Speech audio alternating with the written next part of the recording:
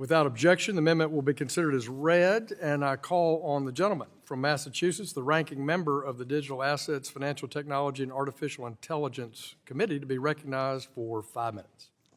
Good morning, Mr. Chairman. First of all, I want to congratulate my friend and colleague, Mr. Hill, for his selection as chair of the full committee. And thank you for your thoughtful gift. I was sort of hoping for chocolate. This does not look like it will be chocolate, but I want to thank you. The gentleman may eat it if he would like to, though. Thank you, but thank you for your kindness to all of us. Thank you. I did enjoy working with Mr. Hill last Congress on digital assets, financial technology, and inclusion on that subcommittee, and the working group on artificial intelligence, and I do look forward to continuing our work together in this Congress. I'd also like to congratulate Ms. Waters for her continued leadership as ranking member of this committee. And I do appreciate the addition. I also want to congratulate Mr. Stile, who is the new selection as chair of the Subcommittee on Digital Assets, Financial Technology, and Artificial Intelligence. I appreciate the addition of artificial intelligence to the Digital Asset and Financial Technology Subcommittee's jurisdiction, and I do look forward to continuing the bipartisan collaboration we began last Congress on the working group on artificial intelligence. My amendment, Mr. Chairman, would add quantum computing to the jurisdiction of the Digital Assets, Fintech, and AI Subcommittee. Quantum computing has the potential to be the next great technology of our time, and because of the potential impacts on the financial services sector, including for artificial intelligence and crypto, the Financial Services Committee should, I believe, stand at the forefront of studying this technology and exploring important guardrails to protect our national security and our financial system. In the past few months, some of our tech giants like Google and Microsoft have made huge strides in quantum computing. In December, Google released that its quantum computer was able to perform tasks in less than 5 minutes that other supercomputers could not complete in 10 septillion years. And just last week, Microsoft declared 2025 as the year to become quantum ready. At the same time, reporting shows that our adversaries are also pushing forward with quantum computing technology, with China saying it had put more than $15 billion into quantum research. And experts have warned that bad actors could use quantum computers to de-encrypt sensitive information, which could include the cryptography at the root of our cryptocurrencies.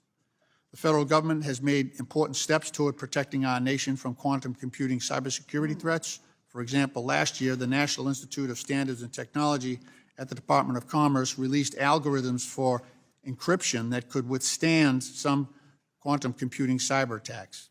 We must continue this important work.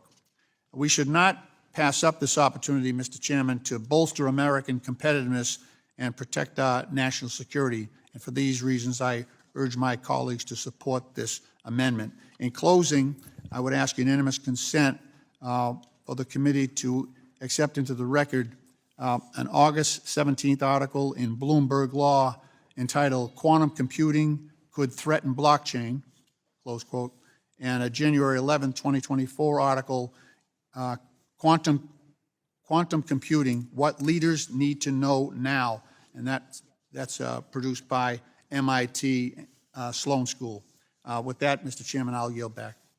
The gentleman from Massachusetts yields back. Yield such time 5 minutes to strike the last word of the ranking member. Thank you. I move to strike the last word. In the 116th and 117th Congresses, under my leadership as chair, our committee began its leading role in financial technology and artificial intelligence with the first ever task forces on these issues. Now, committee Democrats are again at the forefront of exploring new technologies to protect our financial system and national security. So I commend Mr. Lynch for offering this important amendment to add quantum computing to the jurisdiction of the Subcommittee on Digital Assets, Financial Technology, and Artificial Intelligence. Mr. Chairman, last Congress, you even pointed out quantum computing during 2 subcommittee on digital assets, financial technology, and inclusion hearings, saying during your opening statement for one hearing, and I quote, There are many exciting new technologies like digital assets, quantum computing, and the greater use of artificial intelligence, end quote. I agree, and given our shared interest in emerging technology like quantum computing, this should be an easy amendment for our Republican colleagues to support. I urge members on both sides of the aisle to support this amendment, and I yield back. Gentlewoman yields back. The gentleman from California, Mr. Sherman, is recognized, ranking member of the Capital Markets Subcommittee. I would like to speak after we deal with this amendment. I have another. As you wish. And let us again say we're thinking about you and all your citizens in the Pacific Palisades, Mr. Sherman. Who else? Is there other members seeking to be recognized on Mr. Lynch's amendment? I recognize myself for 5 minutes.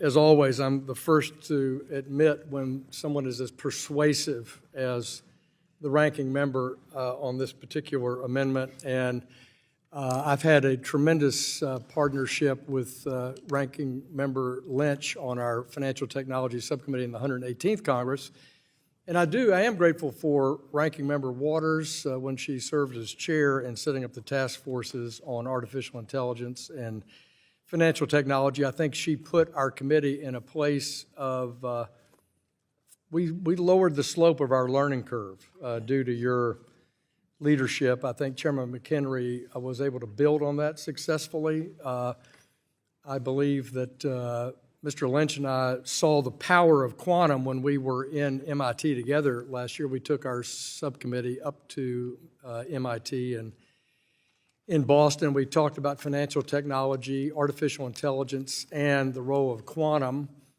I think quantum computing is a national security challenge. I think it's also a commercial business challenge, and I think he's outlined that very well. Mr. Himes, who serves as the ranking member on the House Intelligence Committee, knows well the challenges of quantum in a national security context. So I would accept the gentleman's amendment to the financial technology section, and I would urge us to consider it by voice if we might. I thank the gentleman for his courtesy. Thank you. There's no further debate or discussion. The question now occurs on the amendment offered by Mr. Lynch. All those in favor of the amendment, please say aye. Aye. Any opposed, say no. In the opinion of the chair, the ayes have it. The ayes have it. The amendment is agreed to. Thank you very much.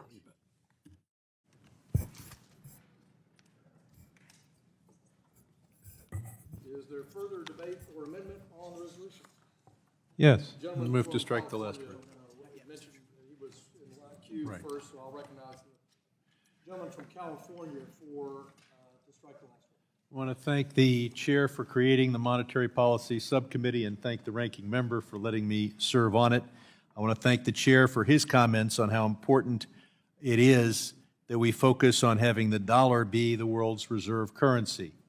I've seen how important this is, both in terms of lower interest rates for America, because let's face it, we have a monetary budget deficit that would make Argentina blush. We have a trade deficit that would make Argentina blush. And in spite of that, we have relatively low interest rates compared to the rest of the world. And our dollar remains strong. I do think that, and I've seen how important this is in sanctions on Iran. There was huge division here as to whether the Iran deal was a good deal. The only thing everybody agreed on was we had found the right sanction. Some said that sanction was so good we should have gotten a better deal. Some said that sanction was so good Obama got us a great deal. We all agreed what was the sanction. The sanction was we told every country in the world how much Iranian oil they could buy, and if they bought any more, they couldn't do business in the U.S. dollar. That is a very testosterone-filled approach to telling other countries what they can do. And yet we were able to do it because of this rule. I would say that whatever your views on crypto, the advocates of crypto have said that it was morally wrong for the United States to have the power to tell every other country what they could do in terms of buying Iranian oil, and that there should be a different international payment system and a different reserve currency. And if cryptocurrencies did become a stable store of value and a system of payments, they might very well emerge as a competitor to the dollar, as their advocates strongly hope and tout. And so I look forward to the work on the Monetary Policy Subcommittee to make sure that the dollar is indispensable for everyone in the world. Yield back.